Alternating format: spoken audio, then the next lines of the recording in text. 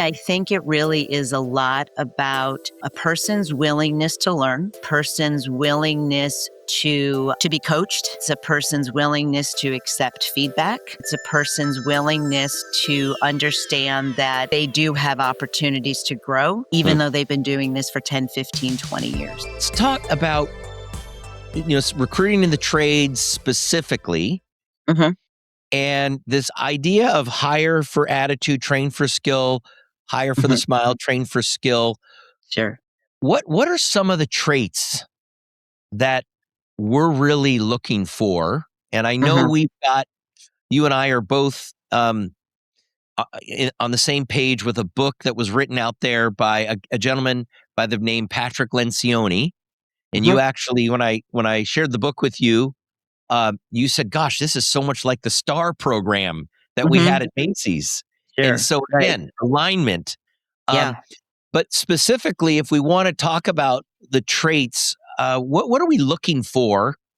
And then I can also add in some flavor on the Lencioni book Mhm. because where my whole career has been based around that, about Yeah. looking for those. And I know you had a lot with regards to the Mhm.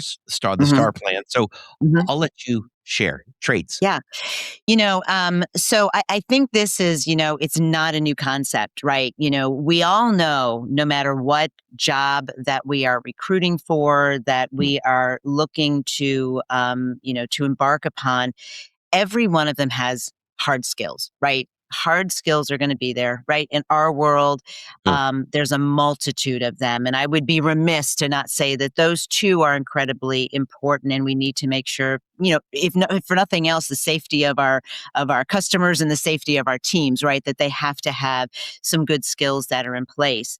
But And I just so I do understand, think you're talking like technical skills. technical You skills, you got yeah. to be able to Yeah. fix the stuff. You gotta Yeah, be able to fix this stuff, right? You gotta yeah. be able to fix this stuff. You gotta know how to, in our world, the phrase, turn the wrench, doing all of those things. And I don't mean to belittle it by saying something so minimal. It is a very technical, it's almost a STEM job in a lot of ways. So there Mm, are technical skills that need to be vetted for, that need to be understood, and that need to be solid. mm, But the differentiator on something that's between hiring somebody for their skill and hiring somebody for their smile or their attitude, I think is a differentiator between a short-term and a long-term career with an organization, right? Um, I always struggle with calling what I do filling jobs, right? I really look at this that I am filling somebody's, career potential. One of my favorite questions to ask is, what do you want to be when you grow up? I mm. always ask people that. And I don't care if you're 25, 35, 45, or 55. What do you want to be when you grow up? And I think that leads into really making people think about, the characteristics of the role beyond the technical skill that's associated with that. So I think that there are a lot of those competencies, those characteristics of what makes a person good at their job outside of the hard skills, and you can call them soft skills. That's kind of an old '90s term, but the soft Mhm, skills that are out there. I think for me, again, Kevin, there are so many. But mhm, for me, I think it really is a lot about a person's willingness to learn. I mm, think it's about a person's willingness to be coached. I think it's a person's willingness to accept feedback. I think it's a person's willingness to understand that, you know, they do have opportunities to grow, even mm. though they've been doing this for 10, 15, 20 years. And I think that those characteristics, in addition to many, many others, but those primarily for me, I think foundationally kind of, come into what Patrick talks about, Yeah. with humble, hungry, and smart, which I know we're going to kind of dial into. I always say that a mind once expanded by a new idea never regains its original dimensions. Mm. And I truly believe that that is a foundational way to think in order to embrace those three characteristics that we have there: coachability, willing to have feedback, and realizing I can grow and I can be better than I am today. Love it. That's what I look for. I love it. And that's the beautiful thing about Patrick Lencioni's book, The Ideal Hmm. Team Player, that Yeah. he talks about the first trait, humble, which you Mhm. just said, willingness to Mhm. learn, Yeah. willingness to be coached. Someone that is lacking the ego so they could learn, and Mhm. they're less concerned about status and more concerned about growing as a human being. Yes. Um, and he also talks about they see themselves as part of the team, also knowing though that they're confident in their contributions and talents to the team, Yeah. because that's super important. Like the humble person is not the person that thinks less of themselves. Yep. There's that quote that C.S. Lewis says that humility is not thinking less of yourself, but it's thinking of yourself less. Mhm. Yep. I And agree. so especially if you're talking about your team, you want to be confident in your contributions, Mhm. confidence in what you bring to the table, because we all want you to be, no Yes. matter who you are. Technician, look at if somebody is lacking like their strength and their confidence, the client is going to pick up on that. We need somebody that is strong and believes in Mhm. themselves. Mhm. Yet they have to balance that with, hey, I know I'm a big part of the team as well. And there's Yep. many people that make this ship work and make this ship stay afloat.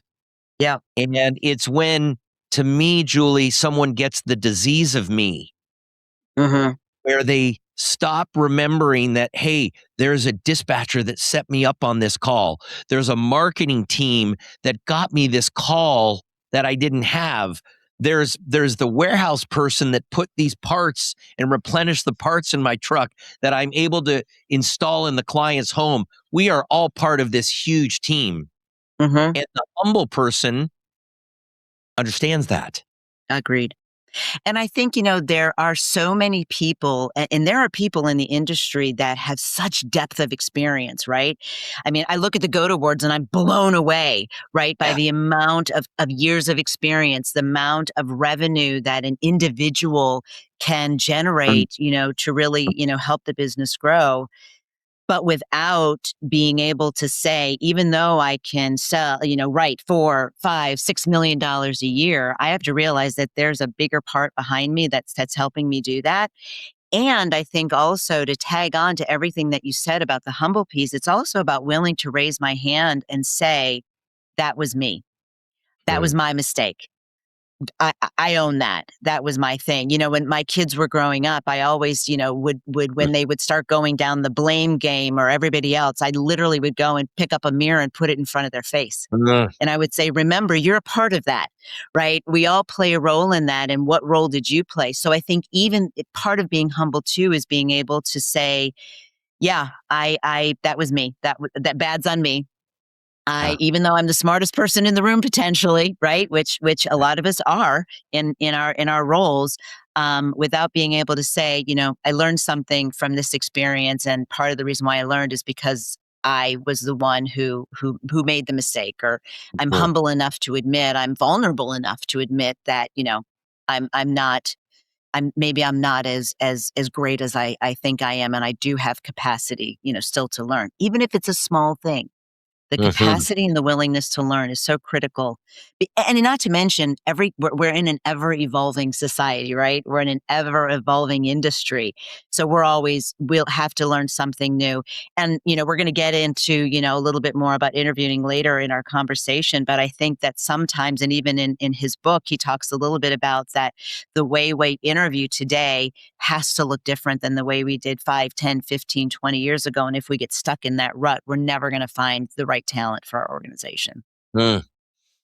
Boy, I want to ask, uh, I want to ask you, Julie, how how do you find out whether that someone has humility? But we need to first Mhm. cover all three traits. Okay, Yes. we need to I'm ready to jump and go. Wait, how do you find out if somebody has that humility? So, gang, stay tuned. We're going to get to that, because that's like some of the Right. most important stuff that we're going to talk Yep. about today. Is what questions can you ask to find out if somebody has this humility? Because it's such a critical piece. Hmm. second trait, Julie, that you mentioned, and Lencioni mentions it in Ideal Team Player, is, and you said it, the person's got to have, there's got to be an opportunity to grow. They want to grow. Mhm. Yeah. He phrases that as, we got to find somebody that's hungry.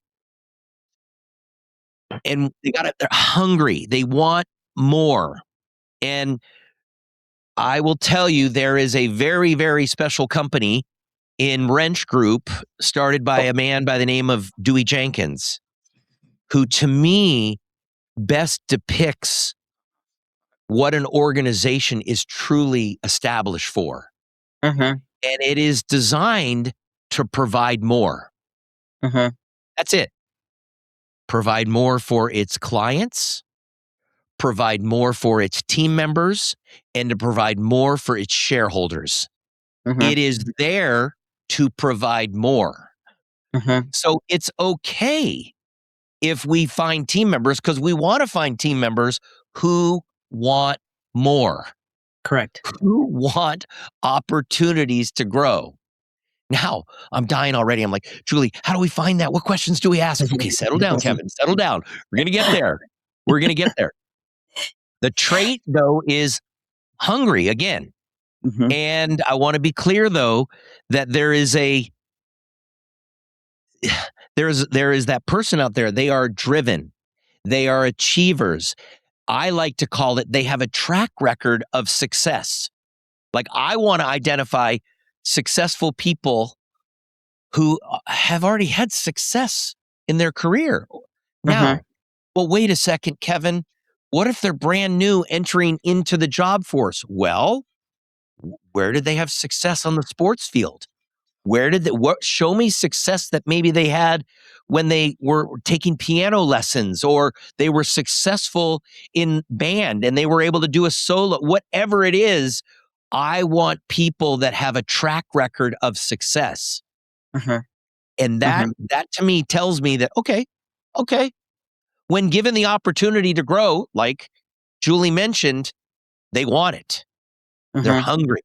They Yep. want more. Agreed. There's a healthy more hungry, and there's an unhealthy hungry that I want to just make sure we touch on really quick. The unhealthy hungry, well, let me just say that the healthy hungry is one that is manageable. It's sustainable. And you said it. It's the person that's sustainable for the long term. They're committed to doing great work consistently. Mm-hmm. That's a healthy type of hungry. The unhealthy type of hungry is work becomes too important. Mm-hmm. They're putting work above their health. They're putting work above their family. It consumes their identity and dominates their life. So just be aware that if you find that hungry person, you've got to ferret out, okay, I love it. I've got this hungry person in front of me. Is it a healthy type of hungry or an unhealthy type of hungry? Mm-hmm. Mm-hmm. Agreed.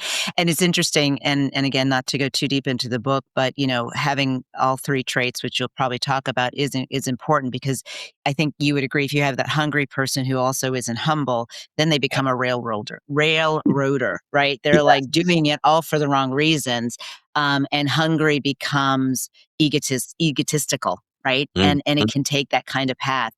I think it's really interesting to talk about hungry in this world of skilled trades, because I'm not sure that the world of skilled trades has met us at the fact that these are career opportunities.